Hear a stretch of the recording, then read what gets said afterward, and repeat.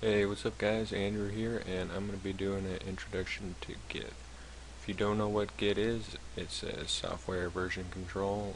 So basically what that means is if you have a file, project, document, anything that you're going to be making various versions to that you need to keep track of, you're going to want to use Git.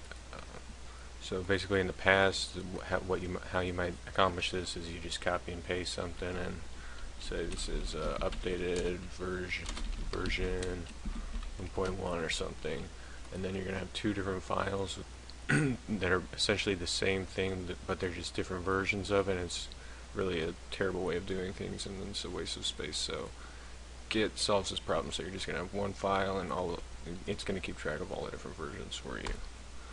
So if you haven't already, just go ahead and download Git. Just Google Git and look for the download, and go ahead and download it and install it. Make sure you install the Git GUI because I'm going to be using the Windows version of Git. So once you get it installed, just go ahead and open up the Git GUI, go to create new repository. We're just going to make one on the right on the desktop here. We're just going to call it Git repository.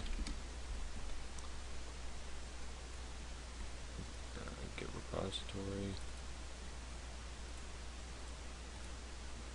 and hit OK. And go to create. And I'm just going to pull this over here. So we don't currently have any files in this folder right now. So what I'm going to do is I'm just going to add a resume. Resume is a document you're going to be updating from time to time, so it'd be a good file to keep track of and get. So this is my resume. It's my name, job, number 1, number 2.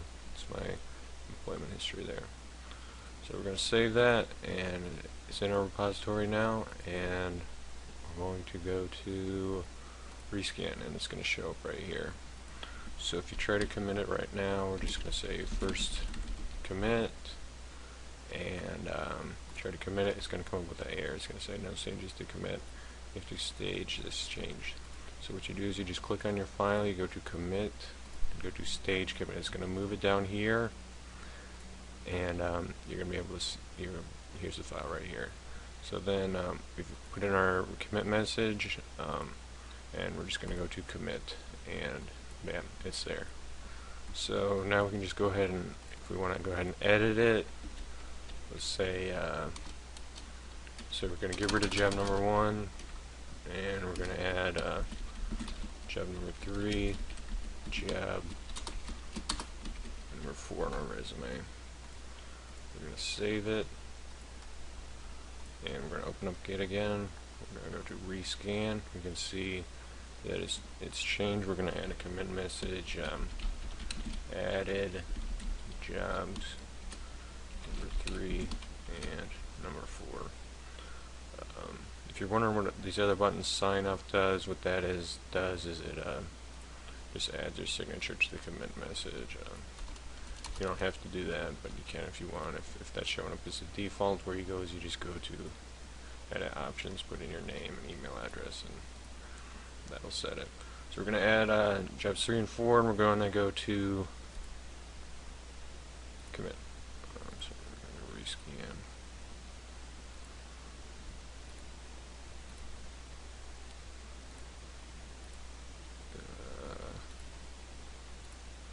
Stage and commit. Okay, and then we're going to go to commit. And okay, so let's say you know, we put those jobs on there, and that's our new file, but we're like, oh, I really wish I could see job number 1 on here. How can we do that? So if you go to repository and you go to visualize all branch history, this is going to come up, and let's say say we want to go back here. We want to go back to the original, let's see what the original resume looks like. We can just view it in here like this, or if we want to reset it, master branch here, we just go to hard reset, go to OK, and when we open up our file here, it's going to be reset to the original version. Let's, you know, so we just copy that, paste that, edit it, do whatever. We can either make a new branch, or let's say we want to go back to the old one. we just open up Git again, go here and go to just right click and go to reset master branch to here, hard reset, click OK, and on our folder it's back to the updated version. So you can see this, you can create all these different branches if you go out on a tangent and have different versions here. You have one like engineering or like one business resume that you could create a whole branch and you could edit it or change it however you wanted and have that there. And that's basically it.